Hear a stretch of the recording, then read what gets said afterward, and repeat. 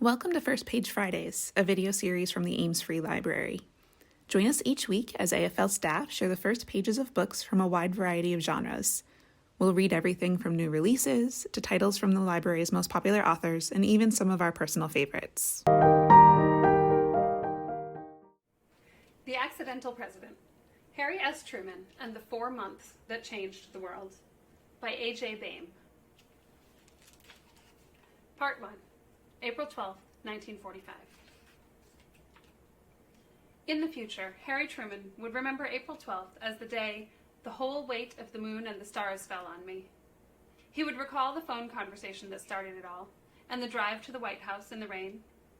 He would recall standing in the cabinet room, feeling utterly alone, while surrounded by men long accustomed to wielding extraordinary power, their faces stained with tears.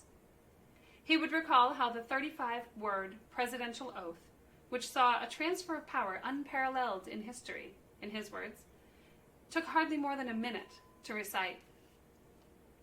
When the day began, however, there was a little hint that the events of April 12th would shock the world. It began as an ordinary day, if such a thing could exist, in America's capital city during the 4th full year of World War. Truman awoke on his 82nd day as vice president in his second-floor apartment at 4701 Connecticut Avenue. He was a man of precise routine, beginning with sunrise. He did not just get up at the crack of dawn, his friend and military aide Harry Vaughn liked to joke. He's the man who cracks the dawn.